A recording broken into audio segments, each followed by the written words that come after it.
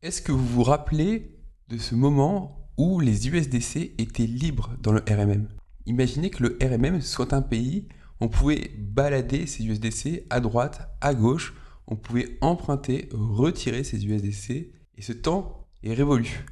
Car une ligne a été tracée, le RMM a été coupé en deux, le RMM est occupé, actuellement on ne peut plus emprunter sur le RMM. Alors comment on en est arrivé là? Pourquoi on en est arrivé là?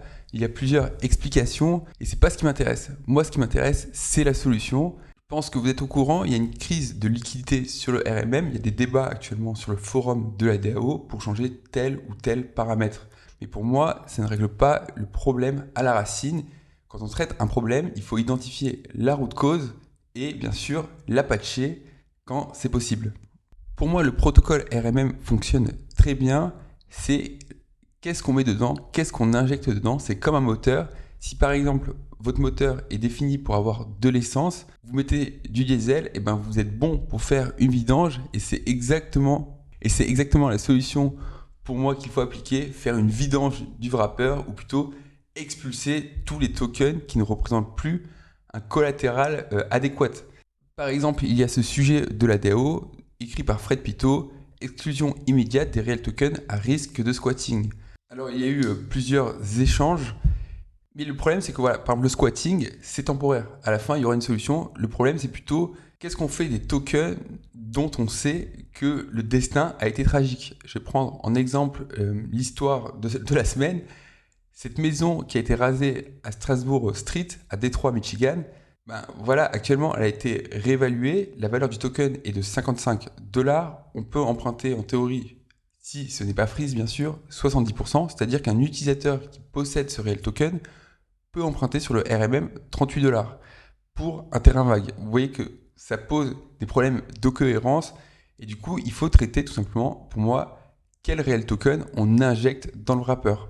Ou plutôt, quel token on peut déposer en collatéral. Il faut bien différencier l'ADAO de Realty. Realty émet des réels tokens, les vend à des investisseurs, c'est eux qui les gèrent, c'est eux qui, par exemple, définissent le prix, qui définissent les réévaluations, c'est eux qui ont la main sur l'oracle. Actuellement, la DAO n'a pas la main sur l'oracle et ne peut pas jouer avec ce paramètre. Par contre, le RMM est dans les mains de la DAO et c'est dans leur responsabilité de faire en sorte qu'il n'y ait pas d'atteinte au bon fonctionnement du RMM. Donc cette vidéo va être très technique. Voilà, c'est la crise, c'est le débarquement les gars, faut y aller. Pour vous, j'ai pénétré les lignes arrière, j'ai pénétré les lignes du code. Vous allez voir qu'on va aller très très loin. Je vous ai même retrouvé le RMM, je vous ai trouvé la root cause, je vous ai fait un diagnostic.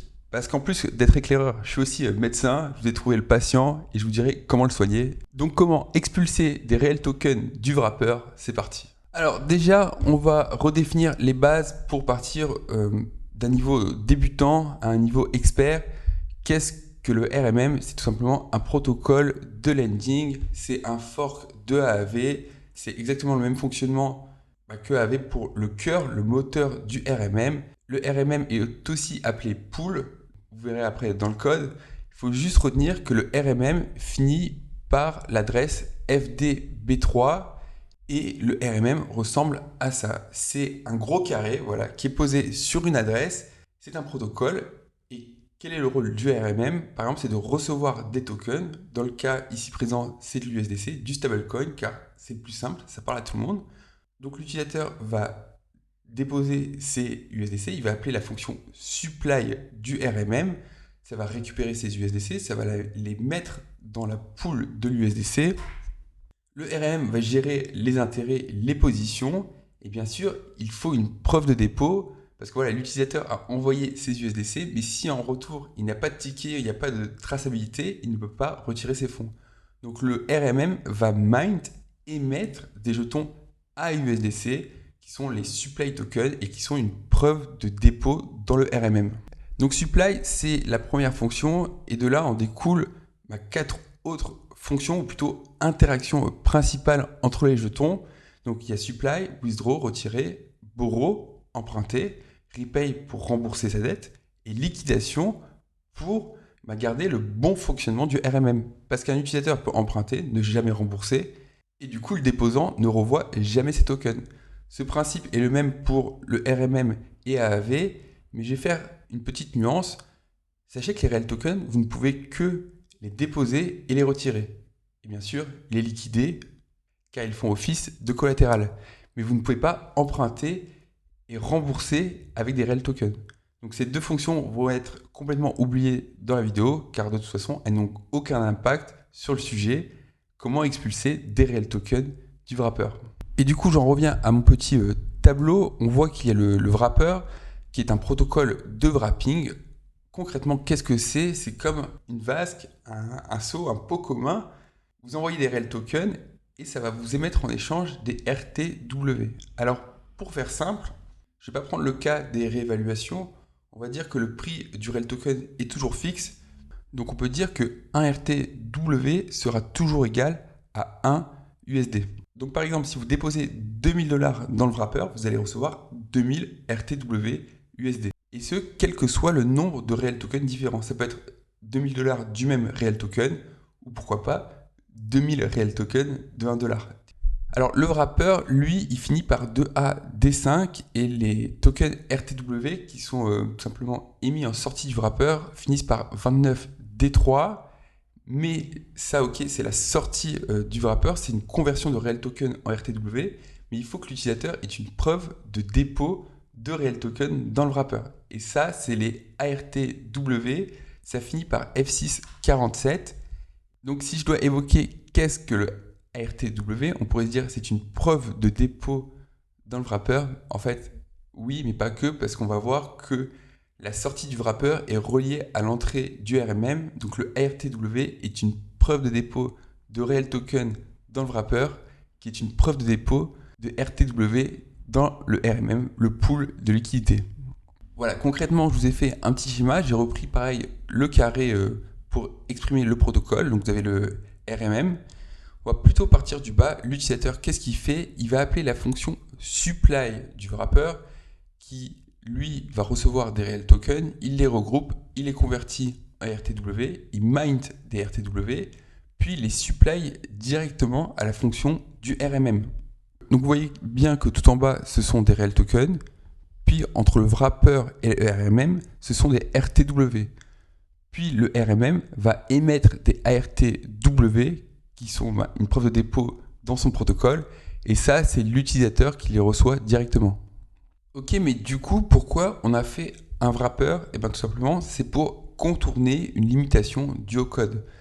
Tout simplement, il n'y a que 128 slots qui sont disponibles quand vous émettez un pool sur une blockchain de type AAV. Vous n'avez que 128 slots qui sont disponibles. Et ce comportement, il était visible sur le RMM V2. Il y avait un slot qui était réservé au stablecoin, le Wrapped XDAI à l'époque, et 127 slots qui étaient réservés au réel token. Or, aujourd'hui, il y a plus que 127 réels tokens. Donc, du coup, il n'y avait que deux solutions. Soit on redéploie un nouveau pool, mais là, le problème, c'est-à-dire que par exemple, les dépôts de liquidité ne sont pas liés. Ce sont deux protocoles distincts. Ils sont dupliqués, déployés, mais bien différents. Et on aurait aussi atteint encore la limite des 128 slots, qui est une limitation du code. Donc, du coup, c'est pour ça que le wrapper a été déployé. Alors, le wrapper, je ne sais plus quelle est sa limite. Je crois que c'est 2048 tokens. Donc, on a encore le temps de le voir venir. Et surtout, n'oubliez pas qu'on peut déployer plusieurs wrappers qui seront liés au même pool, au même RMM, donc il y aura le même taux de liquidité commun, par exemple pour les stablecoins. J'avais émis l'hypothèse dans ma précédente vidéo de déployer plusieurs wrappers. Je ne vais pas le traiter aujourd'hui car tout simplement ce n'est pas le sujet, mais sachez que techniquement c'est faisable et on pourrait par exemple compartimenter les actifs par je ne sais quel critère, ou par exemple faire un wrapper par LTV. Parce que le problème du wrapper, c'est que tous les réels tokens sont injectés dans un seul wrapper, mais du point de vue du RMM, le RMM, lui, ne voit qu'un slot, il ne voit que le wrapper, et du coup, il applique la même LTV pour tous les réels tokens, qui sont bien sûr injectés dans ce wrapper. Donc on voit aussi les limitations du wrapper, et pour répondre à Fred Pito, on ne peut pas blacklister, ou plutôt désactiver un réel token via une fonction du pool, c'est ce qui est évoqué dans son post, tout simplement parce que le pool, lui, ne voit qu'un slot. Actuellement, le RMM ne voit que USDC, Wrapped XDAI et Wrapper. Du coup, on va étudier le Wrapper. Et saviez-vous que vous n'avez pas besoin d'être un être humain pour réussir un KYC? Pour preuve, le Wrapper a un KYC User ID qui est de 14 962 car c'est lui qui va recevoir tous les Real Tokens. N'oubliez pas que quand vous envoyez des Real Tokens, quand vous déplacez des Real Tokens, il faut que l'adresse de destination soit whitelistée auprès de Realty. Donc le Wrapper peut recevoir des Real Tokens, il est whitelisté et ce qu'on va voir tout simplement sur le site de Fred Pito. On va regarder par curiosité quels sont les tokens qui sont le plus supply au Wrapper. Et on voit que sans étonnement, le top 10 est lié à des multifamilies ou des holdings 2 et 3. Après, c'est assez logique parce que c'est là où il y a eu les plus grosses levées de fonds. Donc beaucoup de sous-levées, beaucoup de tokens à $50, forte probabilité d'avoir ces tokens dans le Wrapper. Mais on voit aussi que par exemple, pour le Wrapper, il y a des COC, des certifications de location qui manquent. Donc voilà, c'est un problème administratif. Ça peut impacter la valeur du collatéral qui est emprunté. En tout cas, le lien de Fred Pito est en bas dans la description, n'hésitez pas à l'utiliser. On retourne sur la présentation et là, je vais vous montrer un peu de code. Donc ça, c'est l'adresse FDB3 qui est le pool, qui est le RMM et on voit bien les logs. Donc les logs, qu'est-ce que c'est? C'est à chaque fois que vous allez passer dans une fonction, on va publier un log sur la blockchain pour dire on a fait ça. Pour avoir quoi? Pour avoir une traçabilité et de permettre à n'importe qui d'auditer ou faire des recherches tout simplement sur un explorateur de blockchain. Là, on voit bien les 5 fonctions primaires: emprunter, liquidation, il doit y avoir repay qui est juste ici, vous avez ensuite supply et withdraw. Maintenant, on va aller voir le code du Wrapper. Il est ici, on voit bien que ça finit par 2A, D5 et là aussi, on retrouve les 3 fonctions liées au Real Token. Je vous rappelle qu'il n'y a plus emprunté et remboursement. Et on voit liquidation, dépôt, batch, qui sont en fait des dépôts multiples. Là, c'est juste pour améliorer l'expérience utilisateur, pour pas que l'utilisateur ait à déplacer ou à faire 50 fois la même transaction, 50 supply pour 50 Real Tokens différents. Il peut appeler la fonction supply batch qui va juste déplacer les 50 Real Tokens en une seule fois. Après, voilà, il faut toujours signer les approuves ou autre, mais c'est juste pour vous expliquer. Et vous avez bien sûr la fonction retrait pour les retirer du Wrapper de façon mono, simple, single, ou de façon batch, de façon multiple. Alors ça, ce sont juste des logs. Vous avez plusieurs fonctions supply. Vous avez supply simple, supply with permit ou autre. On va pas le faire dans cette vidéo, on va juste s'attarder sur les logs. Là, sous vos yeux, apparaît la fonction supply du Wrapper. Ça correspond à ça. C'est le trait que vous avez là, c'est la fonction supply appelée sur l'adresse du Wrapper. Donc rapidement, qu'est-ce qu'il y a? On voit tout simplement des checks pour s'assurer que les données d'entrée sont OK, qu'on peut les traiter. Typiquement, Israel Token Whitelisted, ça va tout simplement vérifier que l'adresse de l'actif est bien whitelistée dans le Wrapper. Typiquement, vous ne pouvez pas, par exemple, supply de l'Ether emballé, même si c'est de l'ERC20. OK, c'est compatible, vous pouvez l'appeler avec cette fonction, mais la fonction va vérifier que l'actif est whitelisté, oui ou non. Pareil, on va checker les montants ou autres. Après, ça fait un exercice de comptabilité. On voit bien justement là les RTW qui sont tout simplement la conversion de Real Token en RTW USD. Ils sont mined, puis ils sont déposés dans le pool, donc le RMM. Puis une fois que c'est déposé, on va tout simplement émettre des logs sur la blockchain. Et pareil, même si ces fonctions sont imbriquées rapidement sur la blockchain de type EVM, blockchain Gnosis, sachez que quand vous rentrez dans une fonction, tant qu'il n'y a pas d'échec, vous continuez et vous allez jusqu'au bout. S'il y a des imbrications, des appels entre fonctions, il faut que ces conditions soient respectées. Et il y aura toujours le call flow, l'ordre d'exécution des fonctions qui sera respecté. Et ce qu'on voit par exemple dans les logs. Par exemple là, j'ai juste pris une fonction supply d'un utilisateur random. On voit que son adresse est 74 F6. Donc il appelle la fonction supply. On le voit bien là. De quel smart contract? On voit bien que c'est la fonction supply du Wrapper. On va aller voir les net transferts, c'est beaucoup plus parlant. Et on voit que cet utilisateur a envoyé environ un Real Token. Vous avez la propriété en question qui est ici. Il a reçu en échange des ARM RTW USD. Si j'en reviens à mon schéma, c'est ce que vous avez là. L'utilisateur a envoyé ses Real Tokens et il a reçu des ARTW. Où sont partis les Real Tokens? On le voit bien là. C'est le Wrapper qui les a reçus, sa destination finale des Real Tokens. Donc le Wrapper EAD5 a reçu environ un réel token, puis il y a des mints qui ont été effectués. Quand vous avez des envois depuis l'adresse nulle, ce sont des mints. Donc ce qui compte, c'est la ligne suivante. On voit bien que cette adresse, ce smart contract, a reçu 55 réels tokens wrappés USD. Et ça, qu'est-ce que c'est ? Tout simplement, c'est l'adresse des ARTW. Donc voilà où sont stockés tout simplement les tokens soumis au RMM ou AAV. Ils sont stockés pas dans le pool, mais sur l'adresse du supply token ou du A token en question. D'ailleurs, en parlant DeFi, si vous voulez faire travailler vos stablecoins, sachez qu'il y a un lien en bas dans la description, c'est le premier lien, vous avez juste à cliquer dessus et vous recevrez un guide pour faire travailler ces stablecoins sur la DeFi. Mais en attendant, on va aller voir tout simplement les logs. Je ne vais pas m'attarder sur tous les logs, mais pour vous montrer l'ordre d'exécution des supplies, on va aller voir justement l'ordre des emits, des logs qui sont publiés sur la blockchain. Vous voyez bien sur la gauche qu'il y a tout simplement des index, 23, 24, 25, 26, tout ça.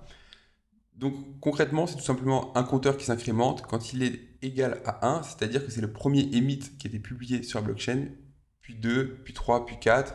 Donc plus il est grand, plus il est récent pour nous, ou plutôt il a été fait en dernier dans l'appel à la fonction. Donc si je vais voir par exemple le numéro 28, le log numéro 28, on voit bien que c'est FDB3 qui a publié un log supply, un emit supply, qui correspond au pool du proxy, c'est marqué juste ici. On voit bien la réserve cible 29D3 qui sont tout simplement les supply tokens, les RTW dans notre cas. Ça a été fait au nom de l'utilisateur 74F6. L'utilisateur en question qui a appelé la fonction supply, là c'est le wrapper 2AD5 et le montant 55 RTW. Donc l'emit numéro 28, il correspond à l'emit de cette fonction. Je ne vais pas l'ouvrir, mais c'est le même principe, il y a un emit supply.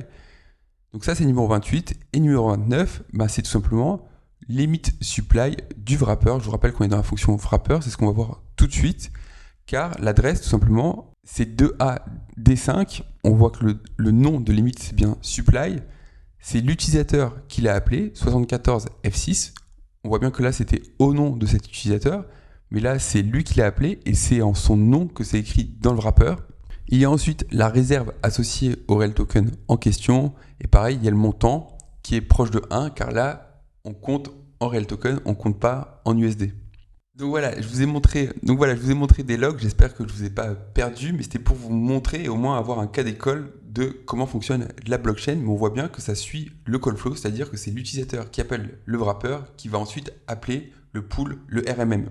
Et là, je vous avais fait un petit rappel, c'est la fonction supply du wrapper qui va appeler la fonction supply du pool, qui va ensuite émettre le log du pool, puis le log du wrapper. En tout cas, il faut savoir que les RTW sont actuellement pas transférables. Je vous ai mis la fonction transfert qui est ici. Vous voyez qu'elle ne peut être appelée que par le rôle transfert. Et à votre avis, qui a ce rôle ? Allez, écrivez-le moi en commentaire, c'est bon pour l'algo ça. Allez ? Non, pas ça ? Oui, c'est ça, c'est le wrapper. Donc il n'y a que le wrapper qui peut appeler cette fonction. Et vous voyez qu'aussi, il y a des protections. Donc c'est plutôt des checks qui sont faits. On ne peut envoyer que des RTW qu'à deux endroits, sur le wrapper lui-même ou sur l'adresse du ARTW, qui est le supply token associé au RTW dans le RMM, là où sont stockées les liquidités de réel token. Alors maintenant, on va voir comment whitelister ou déwhitelister des réels tokens du wrapper. On n'est pas encore à l'étape d'expulser des réels tokens, mais cette étape est importante. Pourquoi ? Je dis que pour moi, le protocole du RMM était génial et ce qui comptait, c'est ce qu'on injectait dans le moteur. On va aller un peu plus loin, on va prendre le cas d'un bus. Imaginez que vous avez acheté un bus, voilà, vous êtes conducteur de bus, vous transportez des passagers pour gagner de l'argent tout simplement. Vous avez des passagers qui montent dans le bus, une partie de ces passagers font le bordel, et une atteinte au bon fonctionnement de votre business, une atteinte au bon fonctionnement tout simplement du RMM, vous les expulsez, vous expulsez ces passagers du bus, c'est génial, ils sont dehors, mais si en fait la porte d'entrée est toujours ouverte, le problème sera en continu. Donc expulser des passagers, expulser des réels tokens sans déwhitelister les réels tokens, sans fermer la porte d'entrée pour certains utilisateurs, pour certains réels tokens, ça n'a aucun sens. Donc cette étape est cruciale et si vous voulez la liste de tous les réels tokens qui sont autorisés dans le wrapper et les montants associés, vous avez juste à appeler cette fonction getAllTokenBalance of wrapper. L'indice premier, ça sera l'adresse de l'actif Et l'indice second sera tout simplement le montant associé à ce réel token. Donc voici tous les logs associés au whitelistage de réel token dans le wrapper. On voit que ça a été effectué à plusieurs moments. Et surtout, point intéressant, c'est qu'il y a 2 adresses qui ont poussé du whitelistage. Alors, est-ce que depuis, elle a perdu son rôle ou autre? Je ne suis pas allé vérifier. Mais voilà, vous connaissez le fonctionnement et on va aller voir juste à quoi ressemble une fonction quand elle est appelée. Elle est appelée comme ceci et vous voyez que là, il y a eu 9 adresses qui ont été whitelistées. Et pareil, on doit les voir justement dans les logs. Elles sont aussi ici. On va aller voir directement le code, c'est ce qui nous intéresse. Donc là, vous avez la fonction de whitelistage. On voit bien qu'on prend une adresse, plutôt un tableau d'adresses en entrée. On va parcourir tous les éléments de ce tableau et on va faire des vérifications avant de whitelister tout simplement le réel token. Vous voyez que quand c'est whitelisté, c'est ici. C'est tout simplement une map avec comme clé primaire l'adresse de l'actif et on force tout simplement la valeur à vrai, à true. Et de toute façon, c'est assez lisible. C'est comme une question. Est-ce que ce réel token est whitelisté? Et si ça répond vrai, c'est que c'est whitelisté. Mais pour moi, le point le plus crucial, il est ici. C'est au niveau des checks. On voit bien qu'il y a 2 types de variables globales. Donc des variables globales, c'est des variables qui peuvent être appelées par n'importe quelle fonction du smart contract. On a la map. Est-ce que ce réel token est whitelisté? Et après, on a aussi une autre variable qui s'appelle est-ce que ce réel token est dans une liste? Et en fait, cette liste, qu'est-ce que c'est? En tout cas, je voudrais juste féliciter les développeurs de Realty qui sont inspirés du Rent-to-Repay parce que c'est exactement le même fonctionnement. La liste, elle sert tout simplement d'avoir un historique de tous les réels tokens qui ont au moins une fois été whitelistés. Il faut bien comprendre la nuance entre les 2 variables. Est-ce que ce réel token est whitelisté ou est-ce que ce réel token fut au moins une fois whitelisté? Donc, c'est-à-dire qu'il y a une probabilité que le réel token ait été push ou été plutôt supply dans le wrapper. Et cette différence, on la voit bien dans la fonction de dewhitelistage. Elle est juste en dessous, c'est pareil. En entrée, on prend un tableau d'adresse, on va parcourir chaque élément, on va vérifier que le réel token en question n'est pas déjà dewhitelisté, puis on le force la valeur à faux, à false pour le dewhitelister. Et on voit bien qu'il n'y a pas de check lié à la liste des réels tokens. Vous voyez que cette partie-là, elle n'est pas ici. Donc cette liste est vraiment un historique. Donc ok, maintenant on a vu qu'on pouvait fermer la porte d'entrée pour certains réels tokens. Est-ce qu'on peut expulser manu militari des réels tokens du wrapper? Et la réponse est oui. Il y avait des rumeurs comme quoi que l'utilisateur devait rembourser sa dette. Concrètement, il y a 2 fonctions. Il y a la fonction repay for recover et recover by governance. Tout simplement, repay for recover, c'est un utilisateur qui va demander à la DAO de rembourser sa dette en son nom, car tout simplement il y a ce jeu d'imbrication entre le RMM et le wrapper, et avant d'expulser des réels tokens dans le wrapper, il faut s'assurer que ces réels tokens ne soient pas des RTW, qui sont une preuve, ou plutôt du collatéral dans le RMM. Donc il faut appeler cette fonction, mais si un utilisateur n'a pas de dette, ou plutôt ces réels tokens ne couvrent pas une dette, on peut très bien l'expulser. Et ça, je peux le prouver. Comment vous allez me dire? Eh bien tout simplement en regardant les emits, les logs qui sont émis par les fonctions appelées sur la blockchain. Donc vous avez l'emit repay for recover et vous avez l'emit recover by governance. Il suffit juste d'aller voir ce qui a été publié sur la blockchain et là par exemple vous avez un emit repay for recovery. On voit qu'il a été fait le 6 décembre vers 10h17. On va aller voir les logs qui permettent d'expulser des réels tokens du wrapper. Eh bien, elles sont là et on voit qu'il y en a 2. On voit que il y a tout simplement l'emit recover by governance, ou plutôt l'appel à cette fonction, qui a été fait le 6 décembre 2024 à 10h23. Oh, comme par hasard, 6 minutes après, donc je pense qu'il y a juste eu un petit check. Ok, la fonction de remboursement a bien été effectuée. Puis, on appelle recover by governance pour retirer les réels tokens. Et là, vous voyez pas une différence?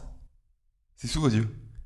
Eh bien, je sais que la fonction recover by governance a été appelée 2 fois, mais la fonction repay for governance n'a été appelée qu'une fois. Donc, il existe un cas sur la blockchain où la fonction recover by governance a été appelée sans un remboursement au préalable. Alors, quand on va voir les logs, a priori, on pourrait se dire, mais en fait, cette fonction ne fonctionne pas, on ne peut pas expulser des réels tokens du wrapper. On voit qu'au final, ce sont juste des RTW qui ont été transférés d'une adresse à une autre. En fait, c'est tout simplement dans les paramètres d'entrée.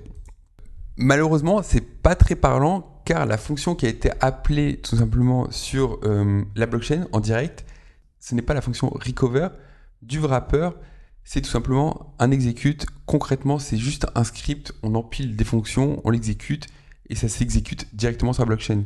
Je sais que c'est le wrapper, car il y a l'adresse du wrapper qui est ici, 2AD5, mais si on va voir les logs qui sont émis, il me suffit juste de trouver le log associé à la fonction, donc recover by governance. On voit bien que c'est l'adresse du wrapper. On voit que ça a été appelé avec l'adresse old wallet, c'est-à-dire en fait, cette fonction elle est tout simplement utilisée quand un utilisateur entre guillemets perd sa clé privée et ça lui permet tout simplement de déplacer ses RTW. Parce que ces RTW, comme on l'a vu en amont, ils ne sont pas transférables. Donc c'est pour ça que cette fonction a été appelée pour transférer de l'adresse ADAB vers l'adresse new wallet qui est E256. On voit que ça a été un déplacement à 100%. C'est un nombre entier, mais sachez qu'il y a 2 chiffres après la virgule, mais rien n'empêche d'appeler cette fonction avec la même adresse. C'est totalement possible parce que, voilà, là, nous sommes en guerre, on est occupé, il faut dégager l'occupant, on sait que c'est la mauvaise foi. On peut prendre le cas où un utilisateur n'a qu'un wallet chez Realty, son compte est whitelisté, il peut aller jouer sur le RMM, ou entre guillemets, il peut déposer en collatéral ses Real tokens et emprunter. Ne vous inquiétez pas, l'adresse old et new wallet peuvent être la même adresse. Donc on n'a pas besoin de demander à l'utilisateur, s'il te plaît, crée une nouvelle adresse, fais-la whitelister par Realty, sois gentil avec nous. Non, s'il faut le dégager, on peut. Et d'ailleurs, donc il y a cette histoire des pourcentages, on peut choisir le pourcentage qu'on veut, donc il faut bien faire attention à ce que toute la dette soit couverte par d'autres Real tokens. Si je prends le cas par exemple d'un else factor de 2, on va dire que 50% est à D3, 50% est en dehors de D3 et moins à risque, et ben on peut appeler cette fonction avec le percent 5000 pour exclure 50% de son collatéral. Et comment ce collatéral sera exclu ? Il sera exclu alors dans l'ordre tout simplement du tableau, mais comme on est sur la blockchain, soit on va jusqu'au bout et ça fonctionne, soit on s'arrête en plein milieu. Donc il faudra bien choisir les adresses, mais ça voilà, pas de souci. Après, vous avez le montant total en RTWUSD qui est recouvert, qui est associé à ce déplacement tout simplement de dette. Et on voit surtout que la fonction withdraw est à false. Rien n'empêche d'appeler cette fonction à true. On va aller voir justement l'autre fonction, ou plutôt le premier appel à cette fonction recover by governance. Et vous voyez que là, c'est beaucoup plus simple. C'est pas un tableau d'adresse, c'est un tableau d'adresse d'une valeur à un seul élément, donc c'est juste une ligne, mais vous voyez bien que withdraw est à true, et dans ce cas-là, l'utilisateur a récupéré ses Real tokens. Donc ok, c'est génial, on a un bus, on peut autoriser ou non des utilisateurs à monter dans le bus, on peut les expulser dans le bus s'ils foutent le bordel, c'est génial Baptiste, mais en fait le RMM ne va pas mourir, c'est ok, il va tenir. En fait, non. Pourquoi on veut savoir ? Je vais t'expliquer. Comment le protocole de DeFi assure son bon fonctionnement ? Il y a des déposants qui vont apporter par exemple de la liquidité, il y en a d'autres qui vont déposer du collatéral et qui vont emprunter. Si cette personne ne rembourse pas, elle est liquidable. Ça ne veut pas dire qu'elle est liquidée. Ça veut dire que cet utilisateur peut potentiellement perdre son collatéral si quelqu'un vient rembourser sa dette à sa place. Du coup, on va aller checker la fonction liquidation call du wrapper. Souvenez-vous de cette variable globale qui est la map de savoir si un Real token est whitelisté à un instant T, au moment où on appelle cette fonction. Tout simplement, il y a une fonction de check qui s'appelle isRealToken whitelisted. L'entrée, c'est un tableau, on parcourt tout et on retourne à la fin true ou false. Et c'est une fonction qui est appelée justement au tout début de la fonction supply pour vérifier qu'un Real token est whitelisté à un moment T. C'est-à-dire au moment où l'utilisateur veut déposer ses Real tokens, il faut que ces Real tokens soient whitelistés pour être déposés dans le wrapper puis dans le RMM. Voilà, c'est juste ce que vous avez sous les yeux. On appelle la fonction supply du wrapper. Première ligne, on va vérifier que c'est whitelisté. Cette fonction est aussi appelée dans une autre fonction qui s'appelle valider les Real tokens en entrée. Allez, on va voir où elle est appelée. Elle est tout simplement appelée en entrée de la fonction batch quand on veut faire un dépôt multiple, mais pas que. Elle est aussi appelée au moment d'un withdraw batch, donc quand on veut retirer ses Real tokens. Et là, premier étonnement, il existe un cas où tout simplement le Real token a été whitelisté, l'utilisateur pouvait le déposer dans le wrapper, la DAO décide de le whitelister, je parle du Real token, et là l'utilisateur veut retirer son Real token En fait, cette fonction va aller checker à l'instant T que le réel token est whitelisté, oui ou non. Et en fait, l'utilisateur ne pourra pas retirer son réel token. Waouh! Mais non, Jamy! Et surtout, je suis assez étonné parce que là, on est sur la fonction de retrait multiple. Mais si on va voir la fonction de retrait simple, il n'y a aucun check de whitelistage. Alors ça, j'ai pas du tout compris, mais on va aller voir beaucoup plus grave, où cette fonction est aussi appelée, elle est appelée dans liquidation call. C'est-à-dire que il existe un cas, et c'est quasiment sûr que ce soit le cas que va rencontrer la DAO, il existe tout simplement un scénario où le réel token était whitelisté, l'utilisateur l'a poussé dans le wrapper, l'a poussé dans le RMM, a emprunté, il peut décider de ne pas rembourser sa dette, de devenir liquidable. La DAO, entre-temps, peut décider le déwhitelistage du réel token en question. Et là, c'est grave parce que ça porte atteinte au bon fonctionnement du protocole, car ça veut dire qu'il y a un utilisateur qui a une dette, qui ne veut pas la rembourser, ça met en danger les déposants, et en plus de ça, il n'est pas liquidable. Donc c'est-à-dire qu'il peut bloquer volontairement la situation, et ce, de façon définitive. Car même si un autre utilisateur de bonne foi veut rembourser la dette de l'utilisateur qui est liquidable, en fait, il ne pourra pas. Car quand il va appeler la fonction liquidation call, ça va faire un échec. Pourquoi? Car à l'instant T, le réel token a été déwhitelisté, il n'est plus whitelisté, et ça va poser des petits soucis, je pense. En tout cas, on voit bien le call flow, le système en cascade d'appel des fonctions, car on est dans liquidation call qui va elle-même appeler liquidation call du RMM, donc du protocole de DeFi. Donc voilà, c'est warning critical, on ne peut pas déwhitelister des réels tokens. Alors, comment faire? Pas de panique, je vous ai dit que je vous ai trouvé le patient, je vous ai trouvé la root cause, le symptôme, et je vais vous prescrire un traitement. Tout simplement, c'est patchable. Parce que oui, le RMM utilise une version proxy, c'est-à-dire qu'en fait, on peut faire un versionnage, et ce comportement, bien que ça soit sur la blockchain, qu'il soit, on dit souvent que c'est immuable, rien ne bouge, ne vous inquiétez pas, tout bouge. Je me souviens tout simplement d'une interview du patron de Morpho qui avait fait une surcouche de AAV et qui se plaignait que justement AAV modifiait le code en permanence et du coup ils avaient du mal à suivre. Donc ce comportement de push en continu du code, voilà, pas de panique, si AAV le fait, c'est que c'est faisable, ça ne porte pas atteinte au bon fonctionnement du protocole. Alors je ne sais pas quelle est la valeur totale des actifs qui sont lock sur AAV, mais on doit dépasser les centaines de milliards de dollars. Donc c'est faisable pour le RMM et la solution, elle est là. Alors, il ne faut pas toucher aux fonctions existantes parce que par exemple elles sont appelées dans supply, mais je conseille aux devs de Realty de créer une nouvelle fonction qui est semblable à validate real token input. Il faut tout simplement s'inspirer de la fonction validate real token input. Vous pouvez l'appeler par exemple, je sais pas moi, validate real token list input pour savoir que vous ciblez bien la liste et c'est juste cette modification qu'il faut faire. Et quand on va vouloir vérifier si ce réel token fut au moins un temps whitelistable, donc potentiellement déposé dans le wrapper, au lieu d'appeler tout simplement la variable globale, waouh, c'est la fin de la vidéo, is real token whitelisted, il faudra appeler la variable globale in real token list. Et voilà, le problème sera réglé. De toute façon, le code sera push car tout simplement, le seuil de liquidité et l'histoire des 0,85 sont des constantes, ils sont écrits en dur dans le code, mais là encore, pas de panique. Via un simple versionnage, à chaque compilation, ces paramètres peuvent être mis à jour en prod, on-chain, donc pas de souci. Mais attention à la compilation, par exemple, si vous ajoutez une variable, par exemple, on dit qu'il y a 3 variables, A, B, C, et vous voulez ajouter une nouvelle variable, mais au lieu de faire A, B, C, D, vous faites A, D, B et C. Et bien là, au moment de la recompilation, vous allez exploser le bitcode, ça va décaler tout simplement le masque de lecture, le RMM ne sera plus utilisable. C'est ce qui m'est arrivé sur le Rent to Repay, donc voilà, je vous partage mon expérience, si ça peut vous aider. En tout cas, voilà, et pour les détracteurs de Realty, lâchez-vous et dites « Putain, mais ils ont produit quelque chose, ça marche pas, lâchez-vous dans les commentaires !» Attendez, il n'y a pas que Realty, il n'y a pas un truc qui coûte littéralement la peau des couilles et qui ne sert à rien. Ce code, il a été relu, non? Il n'y a pas, je ne sais plus comment ça s'appelle, mais quelqu'un qui doit relire le code, s'assurer du bon fonctionnement, de voir qu'il n'y ait pas de faille de sécurité ou autre.